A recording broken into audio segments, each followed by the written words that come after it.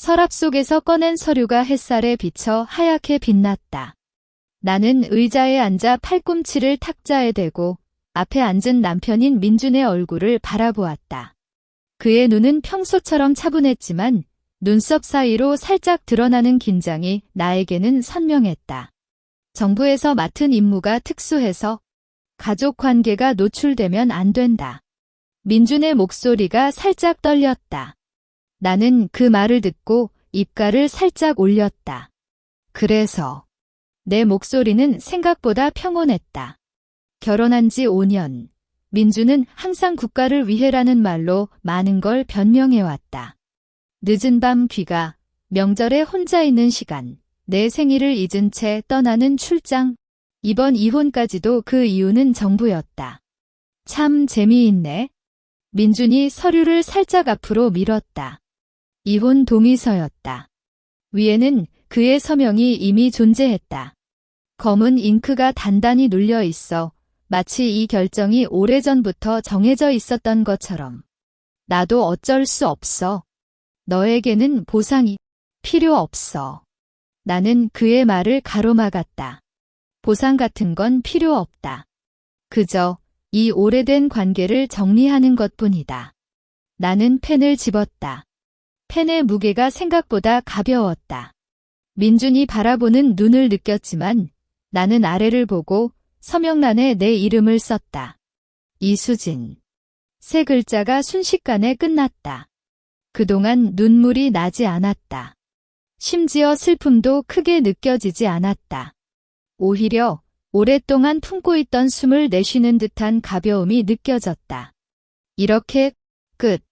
민준이 놀란 목소리로 물었다. 나는 서명한 서류를 접어 그에게 돌려주고 입가의 미소를 좀 더 확장했다. 네, 끝났어. 잘 가. 내 말을 듣고 민준은 잠시 멍하니 나를 바라보았다. 그의 표정에는 놀라움과 아마도 조금의 죄책감까지 섞여 있는 것 같았다. 하지만 그 표정은 금방 사라졌다. 민준은 서류를 가방에 넣고 일어섰다. 나중에 연락할게. 그가 말했지만 나는 그 말을 믿지 않았다. 이 사람은 결코 다시 연락하지 않을 것이다. 그가 문을 열고 나갈 때 나는 그의 뒷모습을 바라보았다. 평소처럼 단정하게 차려입은 정장과 깔끔한 구두. 그 모습은 마치 아무 일도 없었던 것처럼 평온하게 사라져갔다. 문이 닫히는 소리가 들렸을 때 나는 처음으로 가만히 앉아 있었다. 방 안은 너무 조용했다. 민준이 있을 때는 항상 그의 휴대폰 벨소리나 문서를 넘기는 소리가 있었지만 이제는 오직 나의 숨소리만이 들렸다. 나는 탁자 위에 놓인 펜을 다시 집어들었다. 내 서명이 아직 마르지 않은 잉크로 선명하게 보였다. 웃었다. 정말 웃었다. 이혼하는 날에 웃는 사람이 병적인지도 모르지만 나는 그냥 웃을 수밖에 없었다. 이제 더 이상 누군가를 기다릴 필요도 없고 누군가의 이유를 맞춰야 할 필요도 없다. 이제 나, 이수진 자신의 삶을 살 수 있게 되었다. 나는 의자에서 일어나 창문을 열었다. 겨울이 가고 봄이 오는 듯한 따뜻한 바람이 불어왔다. 거리에는 사람들이 오가는 소리가 들렸다. 모두가 각자의 삶을 살고 있었다. 나도 그들처럼 이제는 나만의 삶을 시작할 시간이었다. 민준이 떠났지만 세상은 아직 넓고 나에게 할 수 있는 일은 아직 많다. 나는 창밖을 바라보며 다시 웃었다. 이혼은 끝이 아니라 새로운 시작일 뿐이다. 문을 닫는 소리가 갈수록 멀어지자 나는 발걸음을 옮겨 거실로 갔다. 민준이 자주 앉던 소파에 아직 그의 채취가 가볍게 남아 있었지만 이제는 그냥 외로운 향기일 뿐이다. 나는 소파에 앉아 양손을 무릎에 올렸다. 방 안이 갑자기 너무나 크게 느껴졌다. 결혼한 지 5년 동안 함께 쓴 공간인데 이제는 나 혼자 남아있는 빈 공간으로 변해버렸다. 난 몇 시간 동안 그 자리에 앉아 있었다. 햇살이 창문을 통해 들어와 바닥을 따라 천천히 이동했고 결국 부엌으로 사라졌다. 어두워진 방에서 나는 결국 일어나 전등을 켰다. 밝은 불빛이 방 안을 비추자 민준과 관련된 모든 것들이 눈에 띄기 시작했다. 거실 선반에 놓인 그의 군인 사진, 주방 수납장에 남아있는 그의 젓가락, 옷장 속에 아직 정리되지 않은 그의 정장, 이 모든 게 마치 과거의 흔적을 떠나지 않고 나를 따라다니는 것 같았다. 나는 손을 뻗어 선반의 사진을 꺼냈다. 사진 속 민주는 젊고 활기차게 웃고 있었다.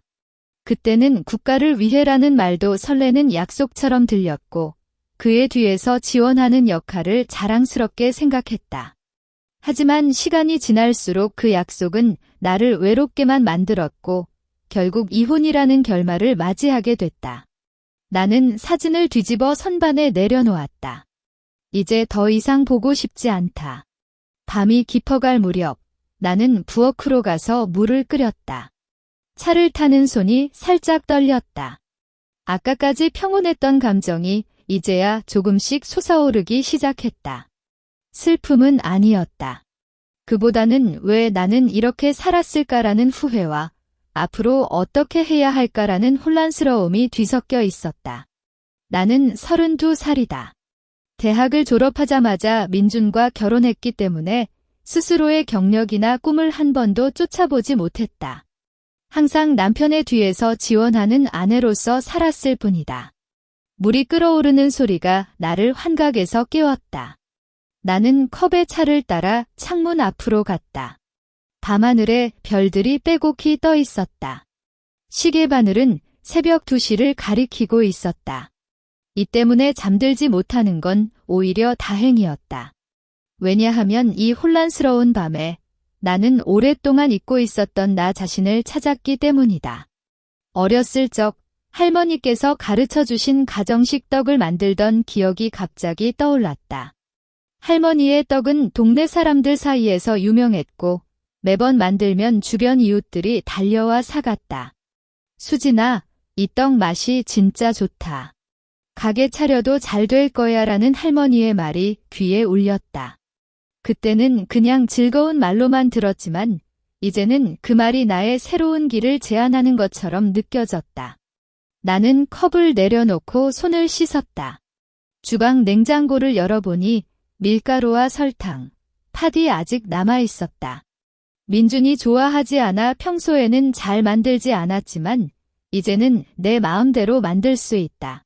나는 팥을 꺼내 물에 담그고 밀가루를 계량했다.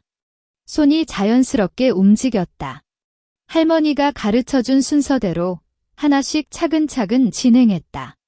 반짝이는 팥앙금을 만들고 밀가루 반죽을 주무를 때 나는 처음으로 진정한 미소를 지었다.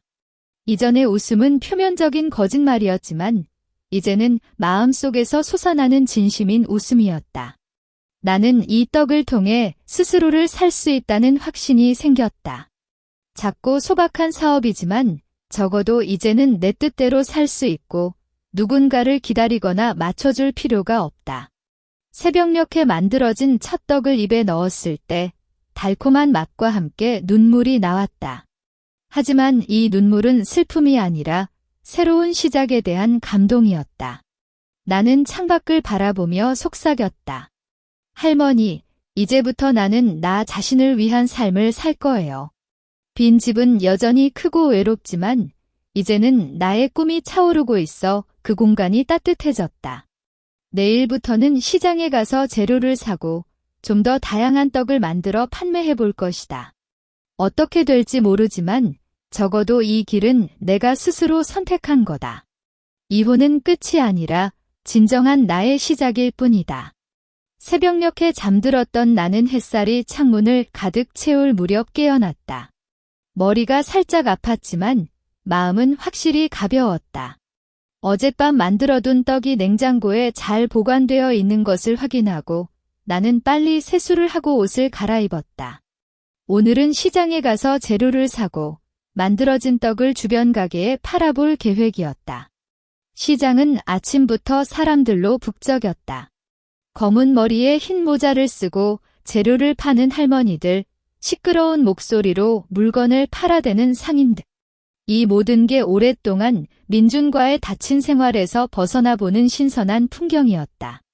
나는 밀가루와 설탕, 팥을 사러 다녔다. 하지만 가격을 묻고 나니 어깨가 무거워졌다. 평소에는 민준이 월급을 주니 재료값 따위를 크게 신경 쓰지 않았지만 이제는 매 한 푼이 내 사업의 생명선이라는 것을 깨달았다.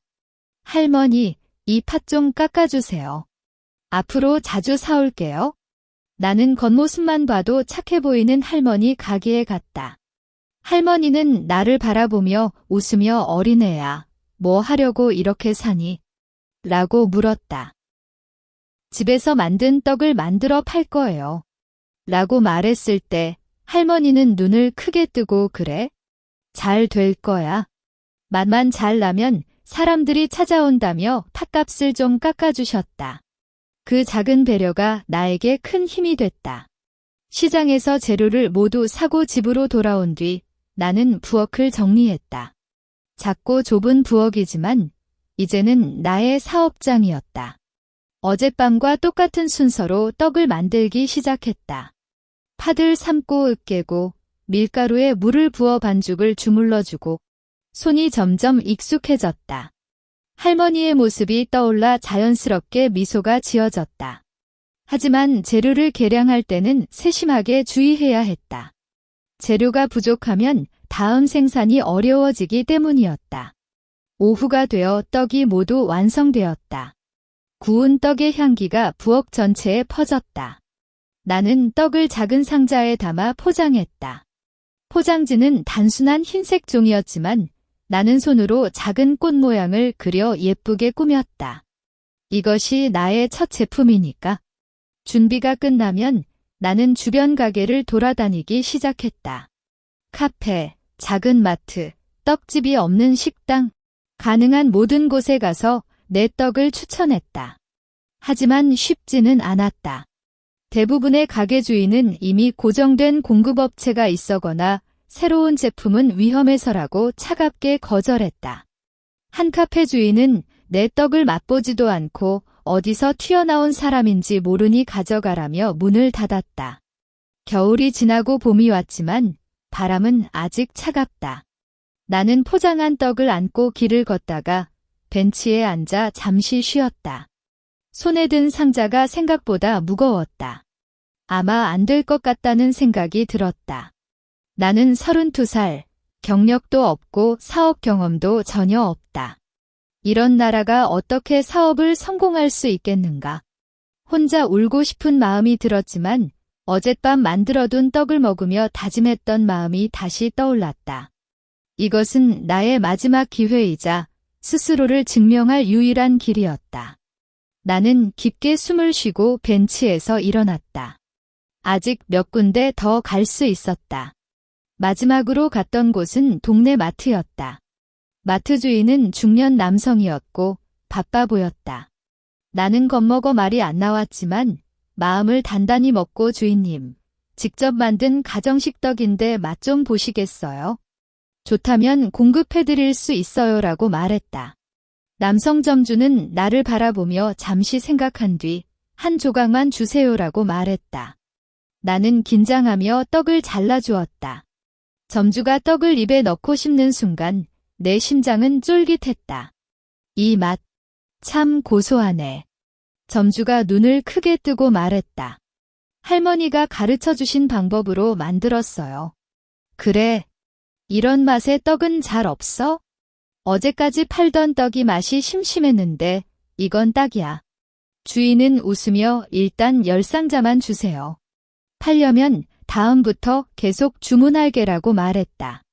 나는 그 말을 듣고 입가가 자연스럽게 올라갔다. 긴장했던 어깨가 풀렸고 눈물이 살짝 차올랐다. 이것이 나의 첫 성공이었다. 마트 주인에게 떡을 건네고 돈을 받았을 때 손이 살짝 떨렸다. 이 돈은 내가 스스로 번다는 증거이자 새로운 삶을 시작한 신호였다. 집으로 돌아가는 길에 나는 봄바람을 맞으며 걸었다. 주변에 꽃들이 활짝 피어있는 모습이 보였다. 어제까지만 해도 차갑게 느껴졌던 바람도 이제는 따뜻했다. 내일부터는 좀 더 다양한 떡을 만들어야겠다. 그리고 이 마트뿐만 아니라 더 많은 곳에 내 떡을 보내고 싶다. 주방 속 작은 시작이지만 이 길은 확실히 맞는 길이었다. 마트 주인에게 10상자의 떡을 건네고 돈을 받은 뒤 나는 집으로 달려갔다. 심장이 아직도 두근거렸고 손에 쥔 현금이 뜨거웠다. 이 돈은 단순한 금액이 아니라 나의 노력이 인정받았다는 증거였다. 집에 돌아오자마자 나는 냉장고를 열어 남은 재료를 확인했다. 10상자를 만들고도 조금 남아있지만 만약 마트에서 추가 주문을 한다면 분명히 부족할 것이다. 다음 날 아침, 나는 더 일찍 시장에 갔다. 어제 팔아준 할머니에게 팥을 더 많이 사고 밀가루와 설탕도 2배 이상 구매했다. 어젯밤 떡 잘 팔렸어? 할머니가 웃으며 묻자 나는 기분 좋게 마트에서 주문받았어요라고 답했다. 그래, 정말 잘 됐다. 이 팥은 오늘 새로 삶은 거라 더 맛있을 거야라며 할머니는 팥을 무겁게 담아주셨다. 집에서 주방을 다시 정리했다.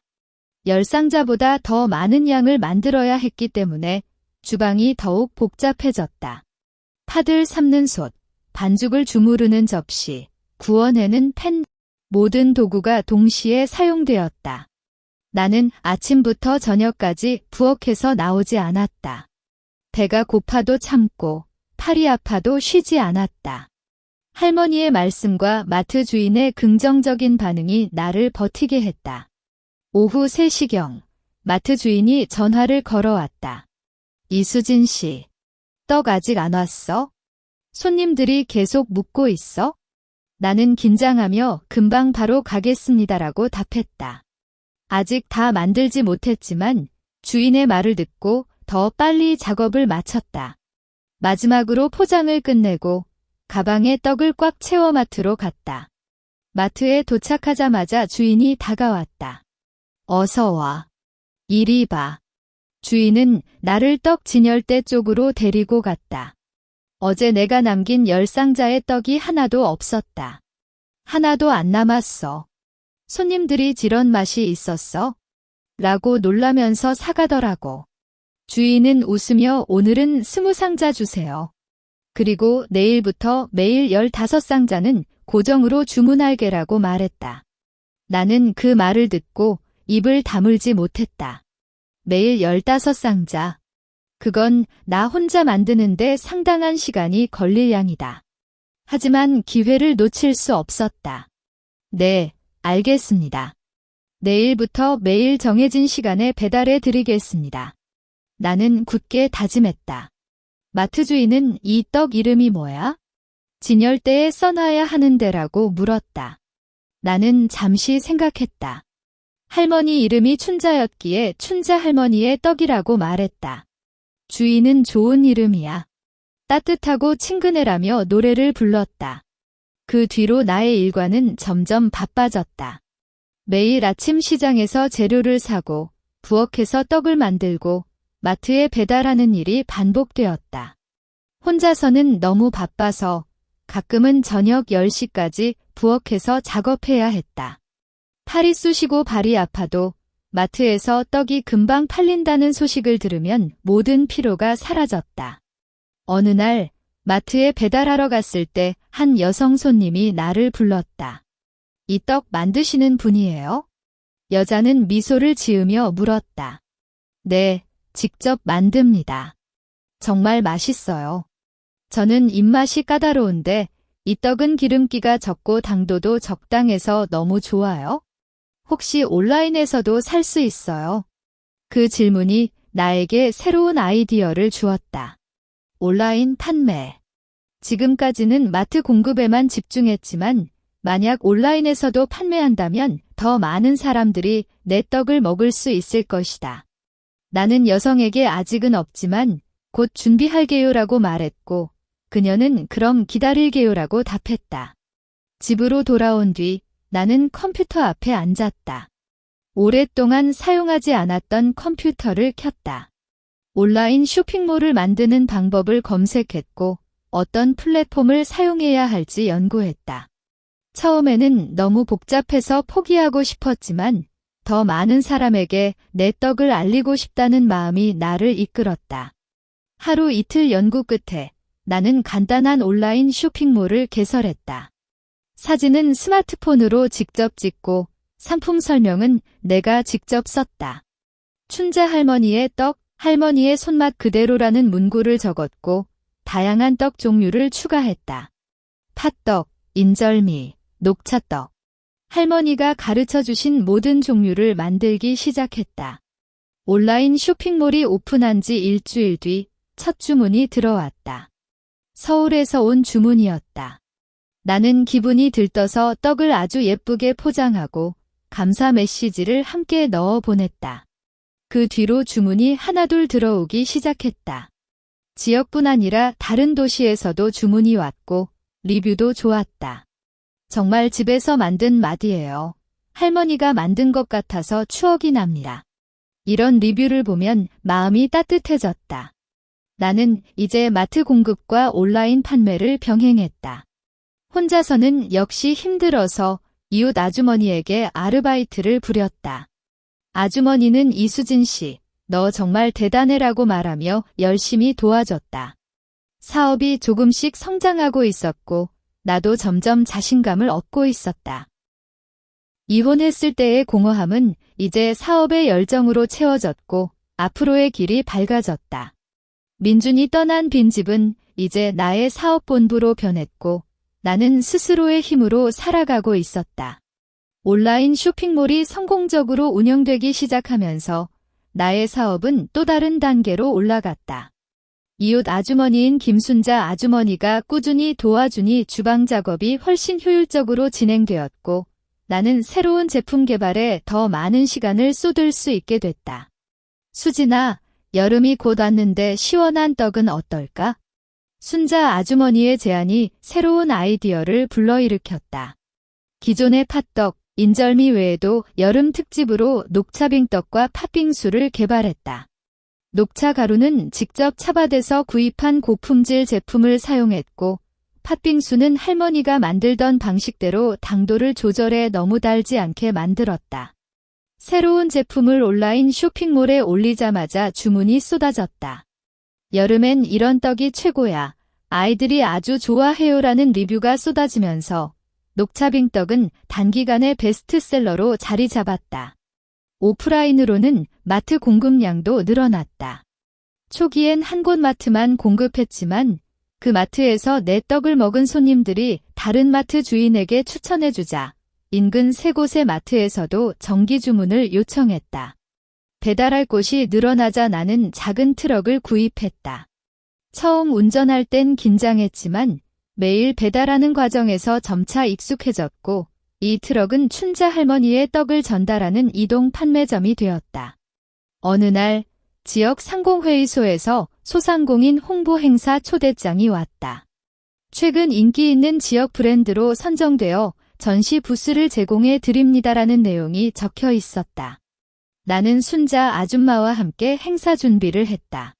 부스 디자인은 따뜻한 색감을 사용했고 할머니의 사진과 함께 할머니의 손맛, 가족의 맛이라는 문구를 붙였다.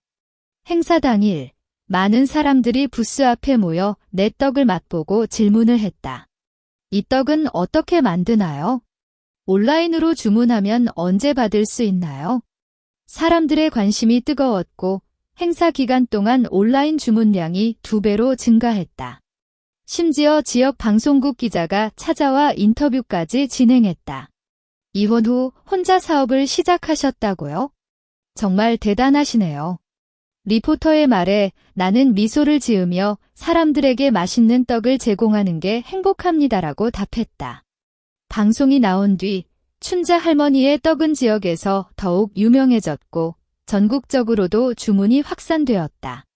사업이 성장하면서 나는 주방을 확장했다. 원래 작은 주방을 넓히고 전문 장비를 구입했으며 아르바이트생을 1명 더 고용했다. 이제는 나 혼자가 아닌 팀으로 작업을 진행했고 생산량과 품질 모두 안정적으로 관리할 수 있게 됐다. 매월 매출이 꾸준히 증가했고 나는 이혼 당시보다 훨씬 안정적인 경제 상태를 가지게 되었다. 어느 날 시장에서 재료를 사다가 뜻밖에도 옛 동료 은주를 만났다. 은주는 결혼 전 함께 일했던 동료였고 민준과도 알고 있었다. 수진아, 정말 너야? 은주는 깜짝 놀랐다. 네, 오랜만이야. 어디서 뭐해? 민준이랑 잘 지내? 그 질문에 나는 가벼운 미소를 지으며 이혼했어. 지금은 떡 사업을 하고 있어라고 말했다. 은주는 놀란 표정을 지으며 정말? 그럼 춘자 할머니의 떡이 내 사업이야? 정말 유명해졌네. 은주는 민준에 대해 묻지 않고 나의 사업에 대해 궁금증을 표현했다. 이야기를 나누는 동안 은주는 너 정말 강해졌어라고 말했다. 그 말을 듣고 나는 스스로를 돌아보았다. 이혼 당시엔 공허하고 두렵지만 지금은 자신의 사업을 통해 스스로를 증명했고 내 삶의 주인공이 된 것 같았다. 과거의 아픔은 아직 남아있지만 이제는 그 아픔을 동력으로 삼고 있었다. 사업이 안정되고 나니 나는 여가 시간도 갖게 됐다. 주말에는 산책을 하거나 좋아하는 책을 읽고 가끔은 순자 아줌마와 함께 맛있는 음식을 먹으며 이야기를 나눴다. 이런 평온한 일상이 나에게 큰 행복을 주었다. 한편 온라인 리뷰를 보다가 지난번 행사에서 맛본 떡이 너무 좋아서 매달 주문하고 있어요라는 글을 보았을 때 나는 사업을 시작한 이유를 다시 떠올렸다. 단순히 살기 위해서가 아니라 사람들에게 행복을 주는 것, 그 자체가 의미 있었다. 춘자 할머니의 떡은 이제 단순한 가정식 떡 브랜드가 아니라 지역에서 자랑스러운 소상공인으로 인정받았다. 나는 이혼 후 1년 만에 사업이 안정되었고 2년이 다가오면서는 전국적으로 인지도가 높아졌다. 스스로의 힘으로 세상을 다시 만들어가는 과정에서 나는 진정한 자유와 행복을 찾았다. 민준이라는 사람이 떠나고 남긴 빈자리는 이제 사업과 사랑하는 사람들로 가득 차 있었고 앞으로의 길은 더욱 밝고 확실해졌다. 2년 차가 되던 봄, 나는 전국적으로 개최되는 소상공인 성공 사례 전시회에 참석했다. 춘자 할머니의 떡이 지난 1년간 전국 주문량을 2배로 늘렸고 소상공인 진흥대상에도 선정된 것을 계기로 초대받은 것이었다. 순자 아줌마와 함께 서울 관악구에 있는 대형 컨벤션 센터에 갔을 때 그곳의 규모에 살짝 놀랐다. 전국 각지의 성공한 소상공인들이 모여 자신의 브랜드를 홍보하고 업계 인사들과 네트워킹을 하는 자리였다. 부스는 컨벤션 센터 한쪽 구석에 마련됐다. 우리는 미리 준비한 샘플 떡을 진열하고 브랜드 스토리가 담긴 포스터를 붙였다. 할머니의 손맛으로 사람들에게 행복을 전하다는 슬로건이 포스터 중앙에 크게 적혀 있었다. 전시회가 시작되자 사람들이 부스 앞으로 차례로 모여들었다. 기업 관계자들, 다른 소상공인들, 심지어 여러 언론사 기자들도 찾아왔다. 나는 자신의 사업 경험과 브랜드 이야기를 이야기하며 손님들에게 샘플을 나눠주었다. 오후 1시경, 대기업과의 제휴 제안을 받고 돌아오는 길에 어떤 익숙한 뒷모습을 보았다. 검은색 정장을 입고 넓은 어깨를 가진 남자가 다른 부스에서 사람들과 이야기를 나누고 있었다. 그의 자세와 걸음걸이가 너무나 익숙해서 나는 발걸음을 멈췄다. 순자 아주머니가 수진아, 뭐해? 갈래. 라고 말했지만 나는 그 남자가 돌아올 때까지 기다렸다. 남자가 이쪽을 향해 돌아온 순간 나의 심장이 잠시 멈췄다. 민준이었다. 2년 만에 본 그의 모습은 크게 변하지 않았다. 하지만 이전보다는 눈 밑에 주름이 좀 더 깊어졌고 옷차림은 여전히 단정했지만 과거의 당당한 기운은 살짝 떨어진 듯 보였다. 민준도 나를 보자마자 표정이 확 달라졌다. 그는 입을 벌리고 나를 쳐다보며 주변 사람들에게 하던 말을 멈췄다. 우리 사이에는 약 5m 거리가 있었다. 전시회에 시끄러운 소리와 사람들의 흐름이 있었지만 그 순간 나는 오직 민준의 눈만 보였다. 그의 눈에는 놀라움, 혼란, 그리고 아마도 나도 모르는 복잡한 감정이 뒤섞여 있었다. 그는 이리저리 둘러본 뒤 서서히 내게 다가왔다. 이수진 씨. 민준의 목소리는 살짝 떨렸다. 나는 가벼운 미소를 지으며 고개를 끄덕였다. 오랜만이야, 민준. 내 목소리는 의외로 평온했다. 2년간 나는 스스로를 변화시켰고, 이제 그는 단지 과거의 사람일 뿐이었다. 여기, 왜 왔어? 민준이 어색하게 물었다. 그의 눈은 내 부스와 포스터를 바라보며 표정이 더욱 복잡해졌다. 내 사업 브랜드 홍보차 왔어. 춘자 할머니의 떡이라고 해. 나는 자신의 부스를 가리켰다. 민주는 포스터에 적힌 슬로건과 내 사진을 보고 입을 다물지 못했다. 이 브랜드가 내 사업이야? 응. 이혼 후에 시작했어. 나는 솔직하게 대답했다. 그동안 순자 아줌마가 옆에서 가만히 서서 우리를 지켜보고 있었다. 정말 놀라워. 민준이 다시 나를 바라보았다. 그의 시선은 내 얼굴에서 내 옷차림, 그리고 부스로 이어졌다. 2년 전과 지금은 다르죠. 나는 그의 말을 가로챘다. 과거에 대한 이야기를 하고 싶지 않았다. 이제는 중요한 것이 과거가 아니라 현재와 미래이기 때문이다. 너는 잘 살고 있구나. 민준의 목소리에는 약간의 슬픔이 섞여 있는 것 같았다. 네. 스스로의 힘으로 잘 살고 있어? 나는 자신 있게 말했다. 이때 한 기업 관계자가 나에게 다가왔다. 이수진 대표님, 제휴 관련해서 좀 더 상세히 이야기해 볼 수 있을까요? 네, 물론입니다. 나는 민준에게 인사하듯 고개를 끄덕인 뒤 기업 관계자와 이야기를 나누기 시작했다.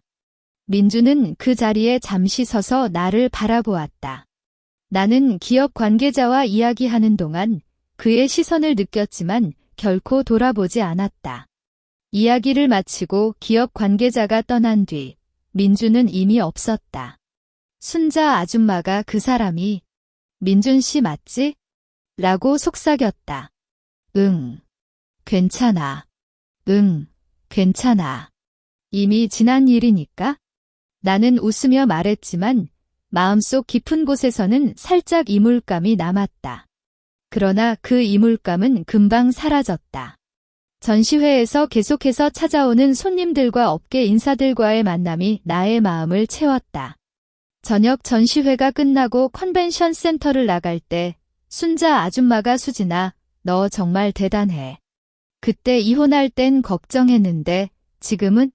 아주머니, 그때 도와줘서 감사해요. 나는 그의 말을 인터럽트하며 감사했다. 차 안에서 창밖을 바라보았다. 서울의 야경이 아름다웠다.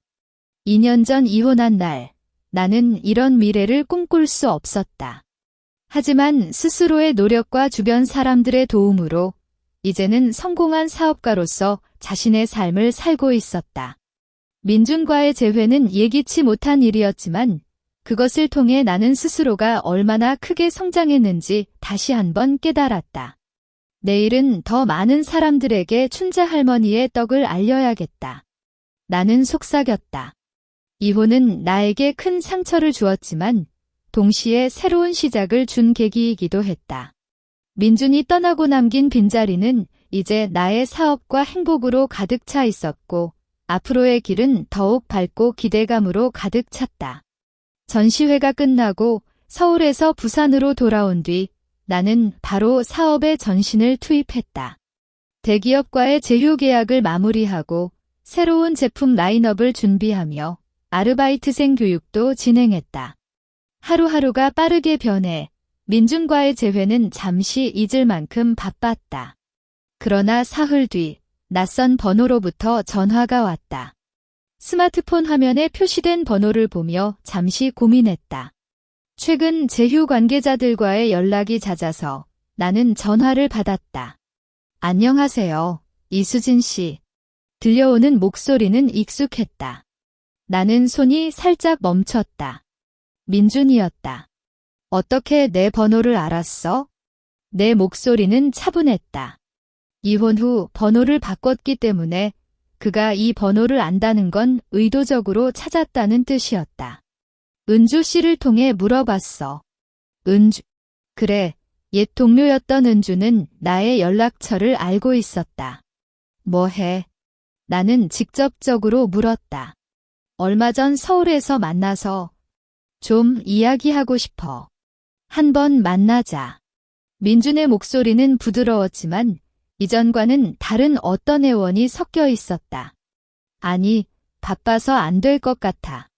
나는 당연하게 거절했다. 그냥 잠시만, 10분만이라도. 민준, 우리는 이혼한 지 2년 됐어. 이제 각자의 삶을 살고 있잖아. 내 말을 듣고 민준은 잠시 침묵했다. 그래도 난 너에 대해 잘 모르잖아. 어떻게 이렇게 성공할 수 있었는지, 혼자 어떻게 버텼는지. 그건 내 일이야? 나는 그의 말을 가로챘다. 과거의 아픔을 공유할 필요도, 현재의 성공을 보여줄 의무도 없었다. 할 말 없으면 이만. 기다려. 민준이 급하게 외쳤다. 나는 이혼한 것에 대해 사과하고 싶어. 그리고 너를 보고 싶어. 그 마지막 말은 나에게 별 의미가 없었다. 사과는 필요 없고 보고 싶다는 건 내 마음이야. 나는 지금 사업에 너무 바빠. 나는 전화를 끊었다. 화면을 보며 잠시 한숨을 쉬었다. 이혼한 뒤 처음으로 받은 그의 전화. 아무런 감정적 파문도 일으키지 않았다. 그러나 민주는 쉽게 포기하지 않았다. 다음 날 문자가 왔다. 오후 6시에 당신의 사업장 근처 카페에서 기다릴게. 그냥 한 번만 봐주세요. 나는 문자를 읽고 지웠다. 아무런 대답도 하지 않았다. 그 뒤로도 매일 문자가 왔고 가끔은 저녁에 전화도 걸려왔지만 나는 모두 무시했다. 한 주 뒤 나는 사업장에서 마트 배달을 마치고 돌아오는 길에 예기치 않게 민준을 봤다. 그는 내 사업장 앞 길가에 서서 차 안에서 나를 기다리고 있었다. 내 차가 접근하자 그는 차 문을 열고 나왔다. 나는 속으로 까만 기운을 털었다. 정말 못마땅했다. 차를 주차하고 내렸다. 왜 이러고 있어? 내 목소리에는 불쾌감이 묻어났다. 그냥 너를 보고 싶어서. 사업장도 보고 싶었어. 민주는 내 사업장 건물을 바라보았다. 2층까지 확장한 건물에 춘자 할머니의 떡이라는 간판이 크게 걸려 있었다. 정말 대단하네. 그가 속삭였다. 이만 가. 나는 돌아서려 했지만 민준이 내 팔을 잡았다. 그의 손길은 차갑고 약했다. 과거에는 단단했던 그의 손이 이렇게 약해진 줄 몰랐다. 기다려, 수진아. 그가 예전처럼 나를 부르는 순간 나는 그의 손을 털어냈다. 이름 부르지 마. 우리는 이제 남남이야. 민준의 눈에 슬픔이 깔렸다. 나는 이혼을 후회하고 있어? 그가 갑자기 말했다. 나는 그를 바라보았다. 정부 임무는 사실이었어. 하지만 그 임무는 1년 전에 끝났어. 그때부터 너를 찾고 싶었지만 내가 잘 살고 있을까 봐 두려웠어. 그래서 나는 우리가 다시 시작할 수 없을까? 그의 말을 듣고 나는 웃었다. 비웃음이었다. 민준, 너는 아직도 모르는구나. 나는 너 때문에 이혼을 받았고 혼자 힘겹게 살았어. 하지만 지금은 너 없이도 행복하고 성공적으로 살고 있어. 너의 후회는 너의 문제일 뿐 나에게는 아무런 의미가 없다. 그래도 그만해. 내가 바쁘다. 나는 다시 돌아섰다. 이번엔 민준이 나를 막지 않았다. 뒤에서 그의 시선을 느꼈지만 나는 한 번도 돌아보지 않았다. 사업장으로 들어가자 순자 아줌마가 걱정스러운 표정으로 나를 바라보았다. 저 사람, 민준 씨 맞지? 왜 여기 있어? 아무것도 아니다. 그냥 지나가는 사람. 나는 주방으로 들어가서 손을 씻었다. 차가운 물을 얼굴에 대고 잠시 가만히 있었다.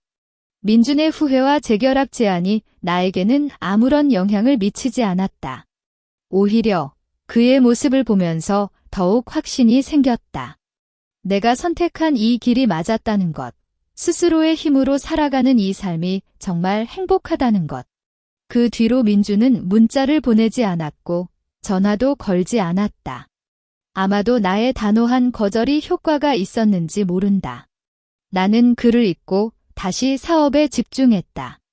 대기업과의 제휴 첫 주문이 들어왔고 온라인 쇼핑몰 접속자 수도 기록을 경신했다. 새로운 아르바이트생도 채용했고 사업장도 다시 확장할 계획을 세웠다. 어느 저녁 순자 아줌마와 함께 저녁을 먹으며 이야기를 나눴다. 수진아, 민준 씨가 진심으로 후회하는 것 같아.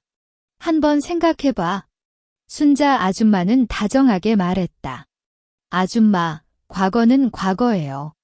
지금의 나는 너무 행복해서 다시 돌아가고 싶지 않아. 나는 웃으며 말했다. 그래, 수진이 행복하다는 게 중요해. 순자 아줌마는 내 손을 잡았다. 나는 창밖을 바라보았다. 부산의 저녁 풍경이 아름다웠다. 내 사업장의 불빛이 환하게 켜져 있었고 주변 가게들도 활기차게 영업하고 있었다.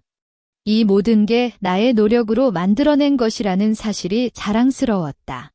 민준과의 재회와 접근은 잠시나마 이질감을 주었지만 나의 삶은 계속해서 앞으로 나아갔다. 어떤 방해도 나의 행복을 가로막을 수 없다.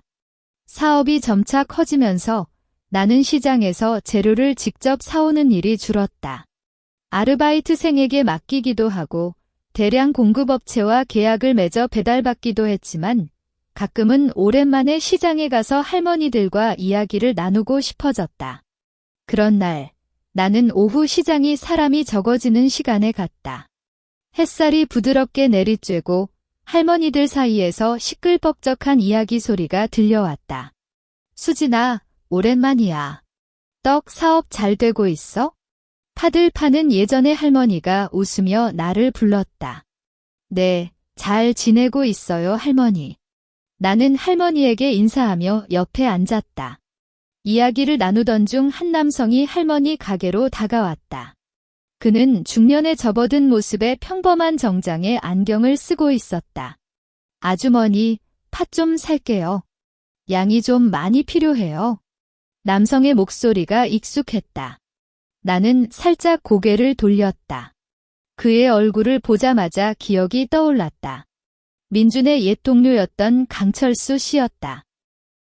결혼 초기에 민준과 함께 저녁을 먹었던 적이 있고 민준이 정부에서 함께 일하는 가장 믿을 수 있는 동료라고 소개했던 사람이었다.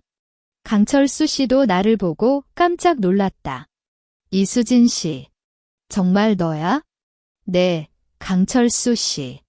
오랜만이에요. 나는 부드럽게 인사했다. 강철수 씨는 눈을 크게 뜨고 나를 바라보았다. 정말 믿을 수가 없네. 이제 춘자 할머니의 떡으로 유명해졌는데 정말 대단하시네요.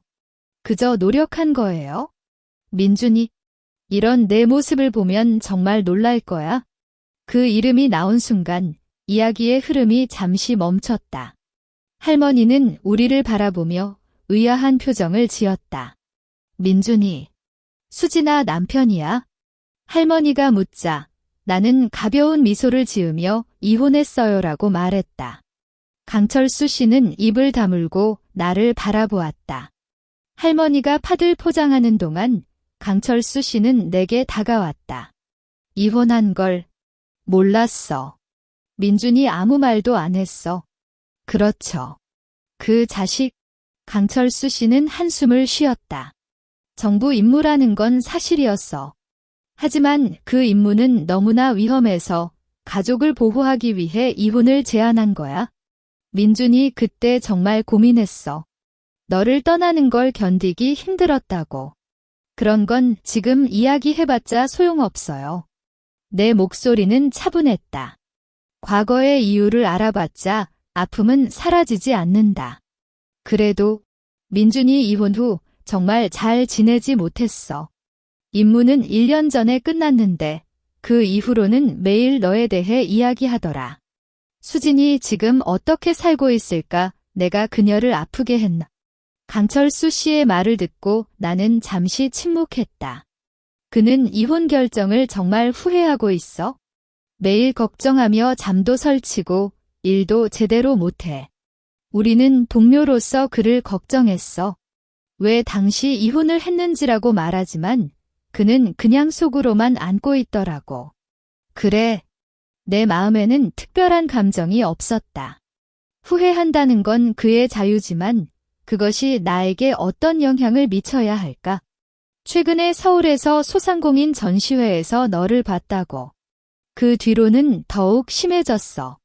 수진이 정말 잘 살고 있구나. 내가 없어도 이렇게 성공한 애라고 혼자 말하더라.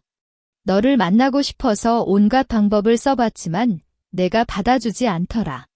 할머니가 파들 주며 여기야. 금액은 이렇게 되겠다라고 말했지만 강철수 씨는 아직 나에게 이야기를 하고 싶어 했다.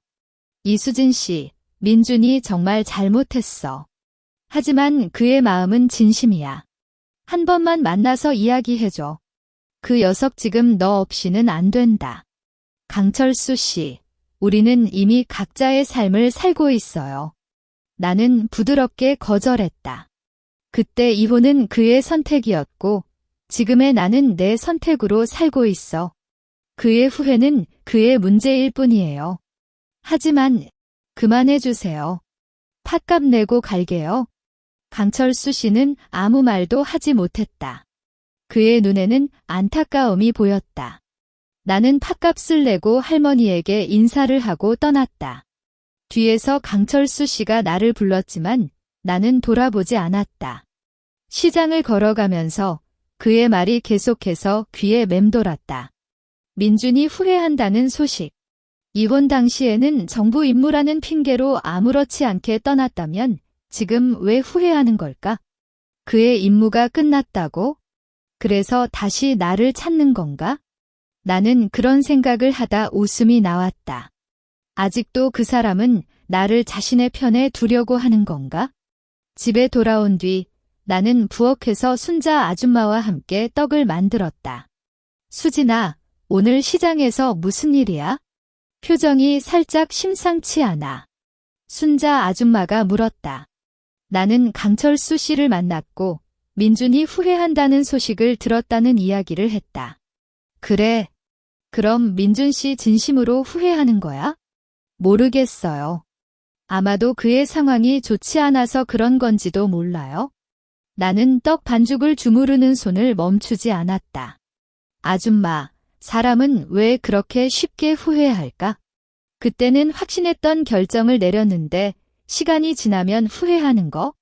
그건 사람이니까 말이지. 하지만 후회한다고 해서 모든 게 되돌아가는 건 아니잖아. 순자 아줌마는 부드럽게 말했다. 수진아, 너는 지금 행복하지 않아? 그게 중요해. 그 말이 나에게 큰 위안이 됐다. 맞아. 지금의 나는 행복하다. 민준이 후회하든 그렇지 않든 나의 삶은 변하지 않는다. 나는 스스로의 힘으로 이 자리에 왔고 앞으로도 계속 이 길을 갈 것이다. 저녁에 모든 작업을 끝내고 나는 사업장의 창문을 닫았다. 밤하늘에 달이 밝게 떠 있었다. 내가 만든 떡들이 사람들에게 전해져 행복을 주고 있다는 생각이 들었고 그것이 나에게 가장 큰 보상이었다. 민준의 후회는 그의 이야기일 뿐 나의 이야기는 계속해서 앞으로 나아간다. 그러나 다음 날 아침 사업장 문 앞에 민준의 차가 또 있었다. 이번에는 그가 차 안에서 기다리는 게 아니라 직접 문 앞에 서서 기다리고 있었다. 그는 겉옷을 걸치고 눈 밑의 주름이 더욱 선명하게 보였다. 나는 차를 주차하고 내렸다. 이번엔 피할 수 없을 것 같았다. 아침 햇살이 민준의 어깨를 비추고 있었다. 그는 앞발을 모으고 기다리던 모습이 지난번에 비해 훨씬 초라해 보였다. 머리카락이 살짝 엉켜 있었고 눈은 충분히 잠들지 못한 듯 붉어져 있었으며 평소 단정했던 정장도 구겨져 보였다. 나는 그에게 다가가지 않고 제자리에 서서 기다렸다. 이번엔 그가 먼저 말을 걸어야 했다. 수진아. 민준이 먼저 입을 열었다. 그의 목소리는 거칠고 갈라져 보였으며 두 손을 앞에서 불안하게 비비고 있었다. 아침 일찍 방해해서 미안해.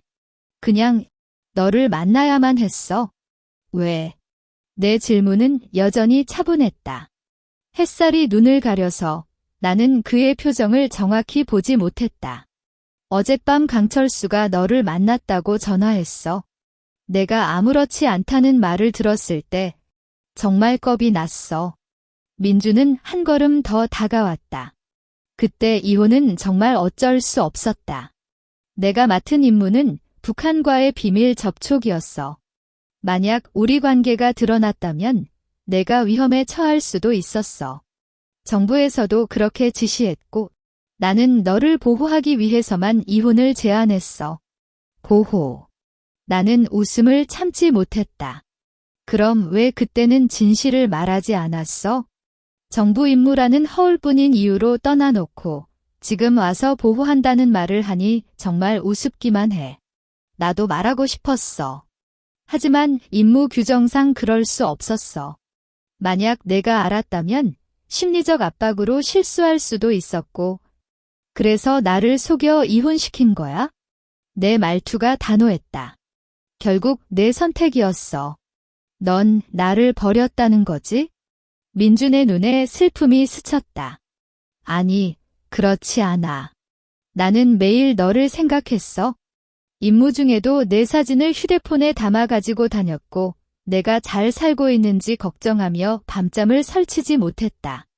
1년 전 임무가 끝났을 때 첫 번째로 너를 찾으려고 했지만, 내가 이렇게 성공적으로 살고 있을 거라고 생각하지 못했어.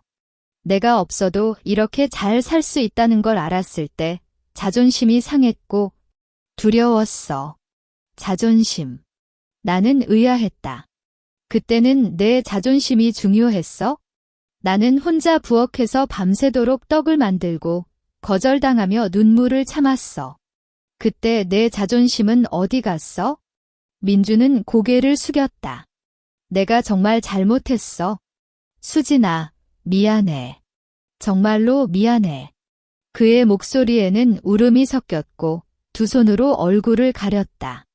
이혼 후 나는 아무것도 할 수 없었어. 일도 제대로 못하고 매일 술만 마시며 지냈어. 너를 찾고 싶어도 너를 상처 준 게 너무나 커서 내가 날 용서하지 않을 거라고 생각해서 용기를 내지 못했어. 사업장 문이 살짝 열렸다. 순자 아주머니가 안쪽에서 우리를 쳐다보고 있었다. 나는 그에게 살짝 고개를 끄덕이며 잠시만이라고 말했고 문을 다시 닫았다. 민준, 내 후회는 알겠어.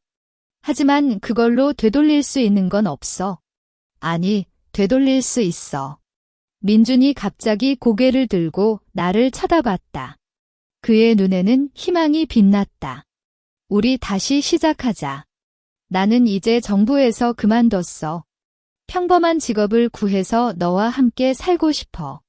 너의 사업을 도와줄 수도 있고, 그럴 필요 없어. 나는 그의 말을 가로챘다. 민준, 너는 아직도 모르는구나. 나는 너를 기다리지 않았다.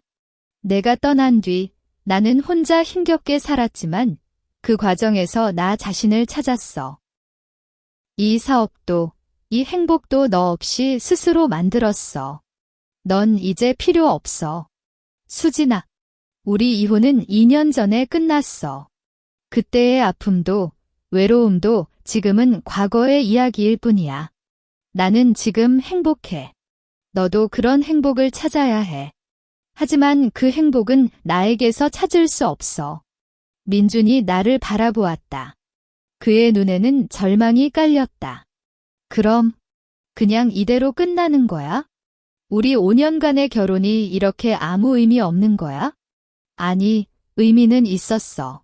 나는 부드럽게 말했다. 그동안 나는 너를 위해 살았어. 내 뒤에서 지원하는 아내로서. 하지만 이혼을 통해 나는 나 자신을 위해 살아야 한다는 걸 깨달았어. 그래서 고맙다는 말도 할 수 있어? 하지만 다시는 돌아가고 싶지 않아. 그럼 너는 날 용서하지 않는 거야? 용서한다. 나는 분명히 말했다. 내 잘못을 용서해. 하지만 용서한다는 건 다시 함께 하겠다는 뜻이 아니야. 그저 과거를 잊고 앞으로 나아가자는 뜻이야. 민주는 아무 말도 하지 못했다. 그의 입을 다물고는 있었지만 아무런 소리도 내지 못했다. 햇살이 점점 높아지면서 그의 그림자가 짧아졌다. 주변의 사람들이 점차 나타나기 시작했고 누군가는 우리를 의아하게 쳐다보았다. 이만 가. 나는 뒤로 물러섰다. 다시는 이곳에 오지 마. 너의 삶을 살고 나의 삶도 살자. 민주는 그 자리에 가만히 서 있었다. 그의 모습은 처음 만났을 때의 당당한 모습과는 완전히 달랐다. 패배감과 슬픔이 가득한 초라한 남자로 보였다. 나는 그를 다시 한번 바라본 뒤 가게 문을 열고 들어갔다. 순자 아줌마가 수진아, 괜찮아? 라고 묻자 나는 웃으며 고개를 끄덕였다. 괜찮아요, 아줌마. 이제 진짜 끝났어. 부엌으로 들어가 손을 씻을 때 마음이 이상하게 평온했다. 민준과의 마지막 마주침이 끝났고 그의 후회를 직접 들었지만 나는 아무런 아픔도 느끼지 않았다. 오히려 모든 걸 정리한 듯한 가벼움이 느껴졌다. 과거는 이제 정말로 과거가 되었고 나는 앞으로의 나만의 삶을 향해 더욱 확신을 가지고 나아갈 수 있었다. 민준이 떠난 뒤 나는 부엌에서 순자 아주머니와 함께 떡 반죽을 계속했다. 손이 자연스럽게 움직이고 떡의 향기가 코끝을 감싸는 순간 모든 복잡한 감정이 사라졌다. 오히려 평온함이 내 안을 채웠다. 수진아, 정말 괜찮아. 그런데도 웃고 계시다니. 순자 아주머니가 걱정스럽게 물었다. 나는 반죽을 주무르던 손을 멈추고 미소를 지었다. 네, 정말 괜찮아요. 아주머니, 이제 진짜 마음이 편해졌어요. 그날 오후, 온라인 쇼핑몰에 특별한 리뷰가 올라왔다. 어머니가 춘자 할머니의 떡을 먹고 젊었을 때 할머니가 만드셨던 떡 맛이라며 울었어요. 매월 정기적으로 주문할게요. 정말 감사합니다. 리뷰를 읽고 나는 눈물이 살짝 차올랐다. 이것이 바로 내가 사업을 시작한 이유였다. 사람들에게 행복을 전하고 추억을 불러일으키는 것. 이보다 큰 보상은 없다. 사업은 계속 성장했다. 대기업과의 제휴로 전국 매장에 춘자 할머니의 떡이 진열되었고 온라인 주문량도 매월 증가했다. 나는 1층에 오프라인 매장을 열기로 결정했다. 사업장 건물을 리모델링하고 할머니 사진과 함께 가족의 맛, 사랑의 맛이라는 문구를 간판에 새겼다. 오픈 당일 많은 사람들이 줄을 섰고 기자들도 찾아왔다. 이혼 후 혼자 사업을 성공하셨는데 어떤 비결이 있나요? 리포터의 질문에 나는 웃으며 답했다. 자신을 믿고 포기하지 않는 것입니다. 그리고 사람들에게 진심을 주는 것. 오프라인 매장이 성공적으로 운영되면서 나는 여가 시간도 충분히 갖게 되었다.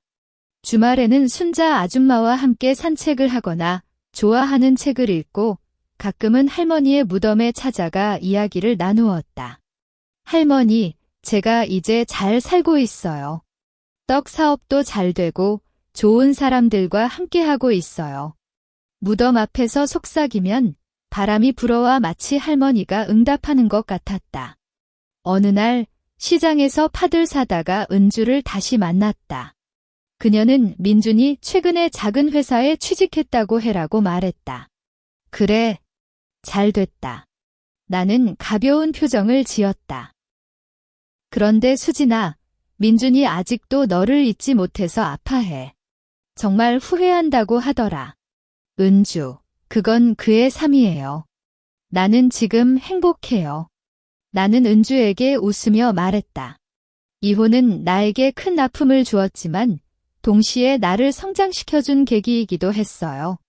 만약 민준이 떠나지 않았다면 나는 아직도 민준의 아내로서만 살고 있었을 거예요. 하지만 지금은 이수진으로서 스스로의 가치를 찾았어요. 은주는 나를 바라보며 정말 강해졌어라고 말했다. 저녁, 가게 문을 닫고 돌아가는 길에 나는 창밖을 바라보았다. 부산의 야경이 아름다웠고 내 가게 불빛이 환하게 켜져 있었다.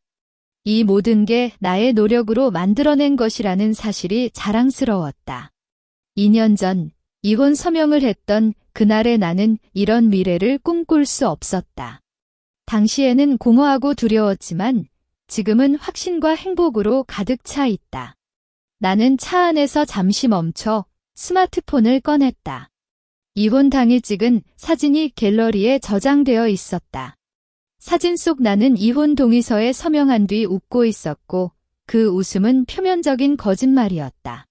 하지만 지금의 나는 진심으로 웃을 수 있다. 이것이 바로 나의 복수이자 나의 승리다.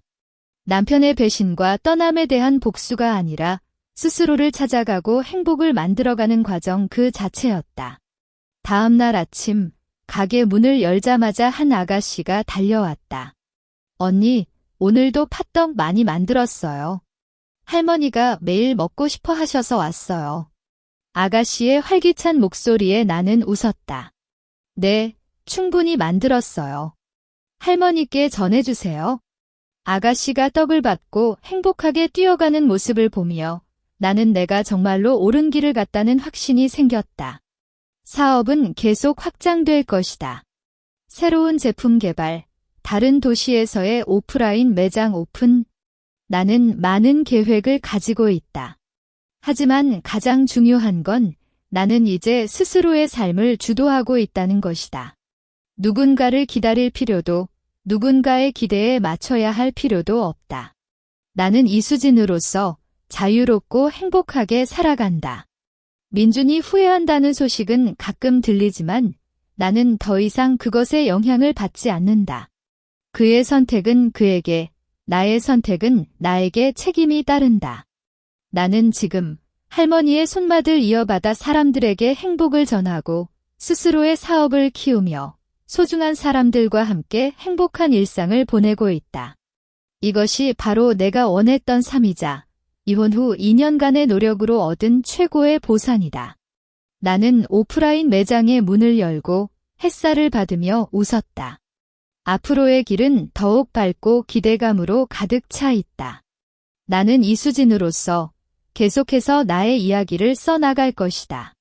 그 이야기는 배신과 아픔이 아니라 용기와 성장, 그리고 스스로 만들어낸 행복에 대한 이야기일 것이다. 이야기 끝.